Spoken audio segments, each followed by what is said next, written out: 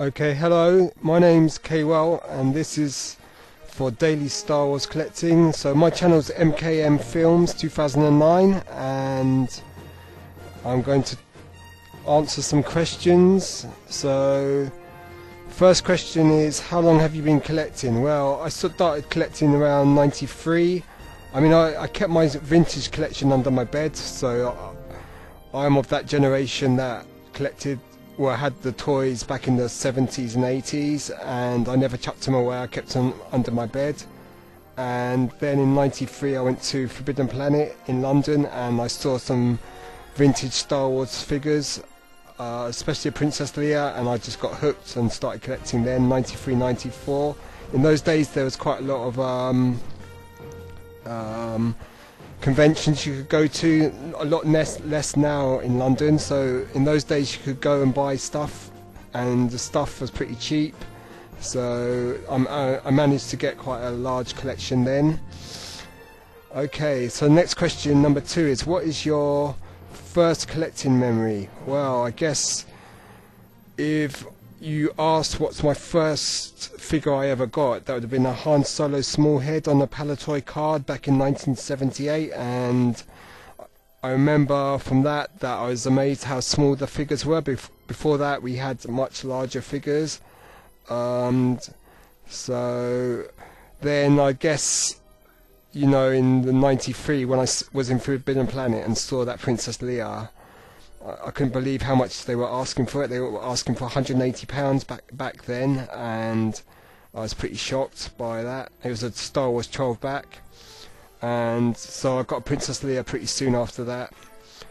Okay, so what is your favourite item in your collection? Well, there's lots of things I've got. Out of all the stuff I've got, the vintage carded action figures are my favourite, and I've got some nice rare things. I like foreign figures as well, so I try and get as much as I can that's not too overpriced. And I've got, as you can see on my channel, a Gamorrean Guard on a Empire Strikes Back card, which is a sample figure, and more recently I've got a Canadian Luke X-Wing on the transition card, and then I'd say my Han Solos. I've got quite a few carded Han Solos, vintage ones, and I really like them. A few Princess Leias, the Princess Leia on Meccano, that's very nice.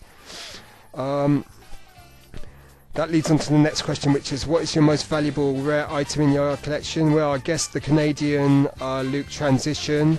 I've just got also recently a couple of Revenge of the Jedi proof cards, a Bosk and a Luke Hoth. They're pretty valuable. And then I've got the Tri-Logo Hammerhead, which is quite rare. I got that a long time ago, before it really became valuable. So those items plus many other things I have, especially the foreign vintage cards. I really like them, like German cards, Dutch cards, Palitoy, of course. Palitoy in this country is very popular. Next question, number 5, is why do you collect Star Wars merchandise instead of other things? Well, because when back in '78 I never wanted to go see Star Wars, but my uncle said it had a dinosaur in it, so I went and was just hooked, and we had to wait a while for the Star Wars figures to come out, and when they did, they were my favourite toys as a kid, and I just had a lot of fun playing with those little bits of plastic, you know. You had to use your imagination, and I think maybe there's a certain nostalgia looking back to childhood times, that you just want those times when life was so much more, you know, all you had to worry about was what you did with your free time, really, rather than when you're an adult and you've got all the sort of burdens of adult life, which is stuff like mortgage, keeping a job, and, you know, all the economic woes that we're living in with the moment. Okay, next question, number 6, says, do you collect other things? Well, not really. I mean, I've got a few Star Trek. Oops, dare I say Star Trek? Well, I've got a few Star Trek figures. Not many, but I've got the best of them would be the German boxed Playmates figures. Number 7, is it just for fun or is it an investment? You tell yourself it's an investment, but you do it for the nostalgia, for having those items carded and unopened, and because they just look great. I mean, the vintage Star Wars figures just look amazing. So, you know, and that's proved by the fact that in 2010, 2011, and slightly earlier as well, that modern figures have been placed on such cards. Even now, people that weren't around in the 70s can buy these cards with modern figures, and it's because of the sort of the visual perfection that these cards are that people want to collect them, because having a large photo and the Star Wars logo and the Kenner logo or Palitoy logo, whatever, it just brings back all the memories for people of my generation. And even if you weren't born then, youngsters still give their thumbs up for these vintage looking cards. That's why the 2010, 2011 vintage line has been so successful.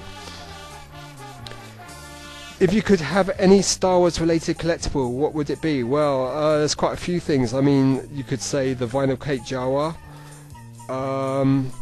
the carded telescoping Vader, Luke and Ben. I mean, they're probably the most valuable figures. Totoy's carded figure, because Totoy's is Australian and that just never appears in England. I managed this year to get just a card back from 1980s Empire Strikes Back Totoy's card, and that's about as much success as I've had there. Okay, question 9 says, do you have any advice for collectors just starting out on carded figures? Well, I'd just say choose what you like. There's just so much stuff that it's really hard just to know where to begin. If you're going to start with vintage figures, there's still bargains to be had, but with vintage figures, most dealers now know that the numbers out there are limited, so they tend to be a bit pricey, especially with AFA now. That sort of makes things a lot more pricey as well. If you're going to collect modern stuff, then you just got to know where to begin. You've got Power of the Force, you've got Saga Blue, you've got Saga to OTC, then you've got so many things to collect. TAC 30th anniversary collection. So just choose what you like. Maybe just stick to a few certain characters. Like I've focused at times on Princess Leia and on Han Solo, the original Luke as well, the Farm Boy Luke. Any of those 12-back figures I really go for. So you just go collect what you like, really, and obviously you're going to be limited by your budget. So that's my advice for you, is just to stick to what you like. You're very rarely going to complete a whole collection. I mean, I work out I've got about between 250 and 300 vintage carded figures, and that's just a drop in the ocean in terms of the number of vintage figures you've got out there, because you've got all the Palitoy, you've got all the Lily Lede, which are really hard to get in England, you've got the Harbert, you've got the Meccano figures, and all the Tri-logos as well, plus all the Kenner US cards. Okay, number 10, question 10 says, what resources do you use for information? Websites, price guides? Well, the best out there is Action Figure News, which is from Lee's Action Figure News, which is harder to get in the UK now. Brian's Toys, that's good for seeing if you getting a bargain or not. Rebel Scum, the Star Wars Collectors Archive, books, there's loads of books. There's Kellerman, there's a couple of German price guides that you can get in the UK, they're pretty good. The prices are a bit out of date though, so I mean, that's the problem. So I mean, you just more or less, if you're in the hobby for quite a while, you just pick up a good head for knowledge, and whether the price is good or not, and whether it's worth bidding for on eBay or not. So, you know, I mean, just now I was bidding on a Stormtrooper, German Stormtrooper on the Empire Strikes Back card. It was for £100, which was good, AFA graded 80, and I thought I was going to win it, and then in the last few seconds I got outbid. So what can you do? Number 11 says, what do you think of modern toys instead of the vintage? Well, I collected heavily the Power of the Force 2 and some of the episode 1s, a lot of the Saga Blue ones, because they were discounted heavily at Toys R Us in the UK. A few of the OTC, a lot of the TAC figures, the 30th anniversary, because they were being sold off at £2.99 at Woolworths in the UK, so I got quite a lot of them. Yeah, I like the modern figures. I mean, I collect as much as I can, and I've been recently picking up graded versions of modern figures because they're pretty cheap on eBay, so you know, you're getting them at bargain prices. Everyone's focusing on the vintage stuff. Should collectors keep all their stuff in package or open them? Oh, well, I keep all my stuff on the pack card. I mean, I'll open some things now and again, but really very rarely, and that would be modern stuff, and usually I'll have a duplicate, sorry. So I mean, I like the cards. I think the cards look amazing. I think, you know, the cards are part of the I don't know, the whole ambiance. Well, ambiance is the wrong word, but you know what I mean. So, you know, and they're part of the history, so there you go. Question 13 says, tell us about your YouTube channel. Well, my YouTube channel is MKMFilms2009, and I have about 600 videos, maybe slightly more, and they are about 80% Star Wars, the rest is short films, stuff like Starlin and Ho, parts 1 to 9, and if I go places I'll take videos and stuff like that, so you know, it's just not Star Wars. But I've got a lot of vintage. I edit on YouTube as well. That's why I've got so many videos. So if I've got a long video on YouTube, I'll just recut it again. And I've got quite what you'd call a reservoir of footage on YouTube, which I can just re-edit.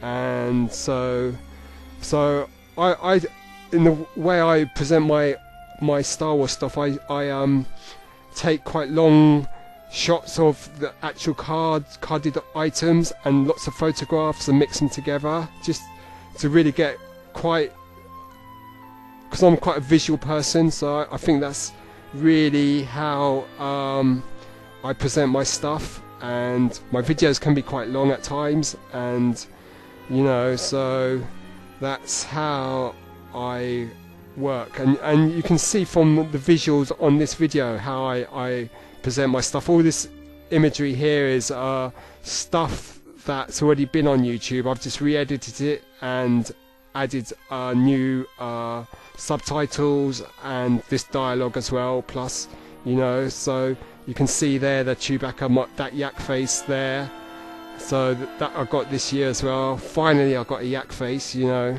not cheap as it says there. No, it wasn't cheap, but finally I got one of the hardest figures to get there. There's a THX Power of the Force card, and there's some of the other cards I've got. So next question, number 14, says, who shot first, Han or Greedo? Well, obviously Han did, and there's something rare, that Gamorrean guard. Okay, one more question that I wanted to ask you, what do you think about reproduction card backs? Well, I like them. I mean, you're getting the best of both worlds. You're getting the beauty of the original cards plus new figures. So you're combining the best of both worlds, and that's why they've done so well with those cards. I've hardly got any of them, so I've been pretty slack there. But hopefully in a couple of years' time they'll be pretty available, still be available on YouTube and I mean eBay, sorry, and I'll be able to pick them up. Okay, so there I am about to say goodbye, and off I go into the sunset.